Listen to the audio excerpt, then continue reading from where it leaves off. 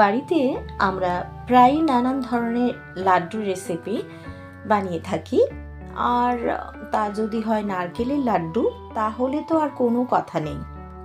By the way, আমি চন্দনা, আর আপনারা এখন দেখছেন চন্দনা রান্নাঘর। হ্যাঁ বন্ধুরা, আজ কিন্তু আমি আপনাদের সাথে নারকেলের লাড্ডু রেসিপিটি শেয়ার করতে চলেছি। খুব সহজে আর কম সময়ে একেবারে দোকানের মতো এই রেসিপিটি আপনারা বাড়িতে অবশ্যই একবারটি ট্রাই করতে পারেন।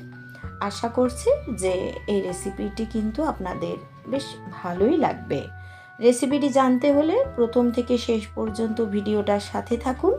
তো চলুন আর বেশি কথা না বলে শুরু করি।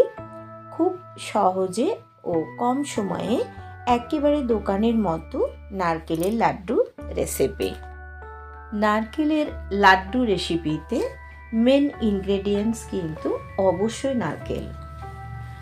আর এটা ফ্রেশ নারকেল কোড়াও হতে পারে, আবার বাজার থেকে কেনা কোকোনাট পাউডারও নেওয়া যেতে পারে। তো চলুন নারকেলের লাড্ডু বানানো শুরু করা যাক। গ্যাস অন করে ওভেনে একটা কড়াই আমি কিন্তু অলরেডি বসিয়ে দিয়েছি। এবার কড়াইতে অ্যাড করছি 1 চামচ মতো ঘি। এর ফলে দারুণ একটা ফ্লেভার লাড্ডুতে অ্যাড হবে, আর নারকেলের ডোটাও কিন্তু খুব সহজেই কড়াই থেকে ছেড়ে আসবে। হালকা হাতে ঘিটা কড়াইতে ছড়িয়ে নিলাম। তারপর 1 কাপ কোকোনাট পাউডার বা ড্রাই কোকোনাট ঘিয়ের মধ্যে আমি কড়াইতে অ্যাড করে দিচ্ছি, আর হালকা হাতে লো টু মিডিয়াম ফ্লেমে নাড়াচাড়া করে নিচ্ছি। এই নারকেল আমি লালচে করে নাড়াচাড়া করে ফ্রাই করব না, একটুখানি সাদাই থাকবে। তো ঘিতে নারকেল অ্যাড করে নাড়াচাড়া করায় দারুণ একটা ফ্লেভার কিন্তু অ্যাড হয়েছে। আর এই ফ্লেভারটা যাতে আবারও অনেক বেশি বেড়ে যায় বা দ্বিগুণ হয়ে যায়, তাই এই পর্যায়ে আমি কিন্তু অ্যাড করছি খুব সামান্য পরিমাণে এলাচ গুঁড়ো।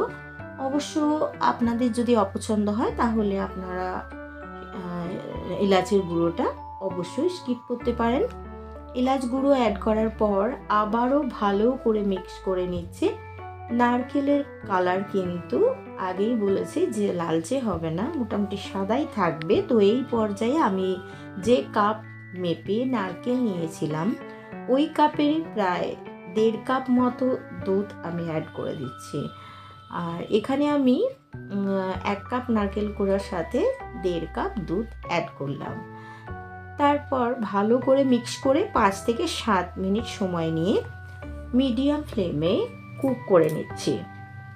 5 মিনিট কুক করার পর যখন কনসিস্টেন্সি বেশ ঘন হয়ে আসছে আর কি, তখন আমি এই পর্যায়ে 2/3 কাপ চিনি অ্যাড করে দিচ্ছি।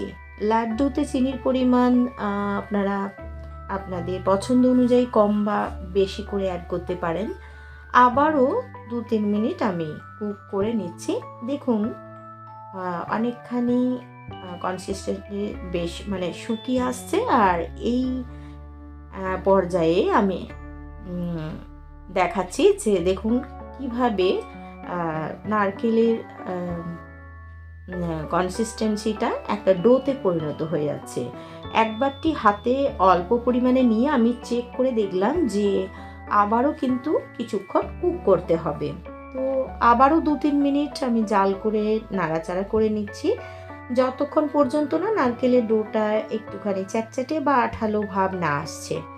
নারকেল একেবারে ঝুরঝুরে হলেও কিন্তু লাড্ডু বানানো যাবে না, এটাও আমাদের বুঝে সুঝে দেখে নিতে হবে। আবারও হাতে অল্প পরিমাণে নারকেল নিয়ে গোল করে ছোট শেপ দেওয়ার চেষ্টা করছি। এবার নারকেলের ডোটা মোটামুটি পারফেক্ট হয়েছে। তো এই পর্যায়ে আমি গ্যাসটা অফ করে ডোটা একটা পাত্রের মধ্যে নামিয়ে নিচ্ছি। ডোটা কিন্তু খুব সহজে কড়াই থেকে নেমে এলো। আগেই বলেছি যে ঘিয়ের পরিমাণটা কিন্তু খুব কম দিয়েছি, তবে এটা ঠিক যে নারকেলের মধ্যে তেল থাকে, আবার দুধের মধ্যেও একটা অয়েলি ভাব থাকে। তো যাক, মোটামুটি হালকা গরম অবস্থাতেই নারকেলের ডো থেকে কিছুটা অংশ হাতের মধ্যে নিয়ে গোল শেপ দেওয়ার চেষ্টা করছি।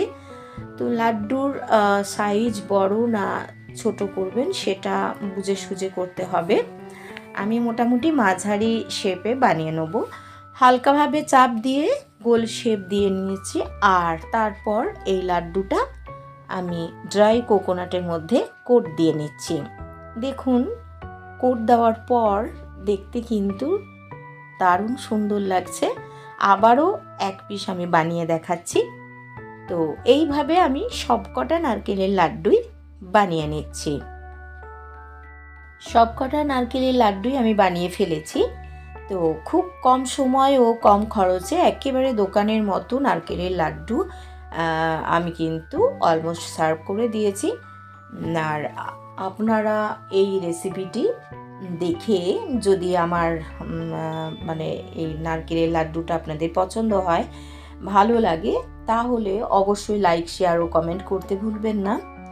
আর আপনারাও বাড়িতে অবশ্যই এটি বানান একবার, আর বাড়ির আপনজনদের সার্ভ করুন। আশা করছি যে খুব ভালো লাগবে। আপনি যদি ফেসবুক থেকে রেসিপিটি দেখেন তাহলে পেজটা ফলো করার, আর ইউটিউব থেকে দেখলে একটা লাইক করারও অনুরোধ জানাই। আর আপনি যদি আমার চ্যানেলে নতুন বন্ধু হয়ে থাকেন তাহলে প্লিজ সবার আগে চ্যানেলটি বরাবরের মতো সাবস্ক্রাইব করে নিন, আর পাশে থাকা বেল আইকনটি অবশ্যই প্রেস করে দিন আমার চ্যানেলের সব নিত্য নতুন রেসিপির আপডেট সবার আগে পেতে। আজ তবে এই পর্যন্ত। নেক্সট এপিসোডে আবারও অন্য কোনো নতুন রেসিপি নিয়ে আপনাদের সাথে দেখা হচ্ছে। ততদিন ভালো থাকবেন, সুস্থ থাকবেন, আর সবাইকে ভালো রাখবেন। ধন্যবাদ।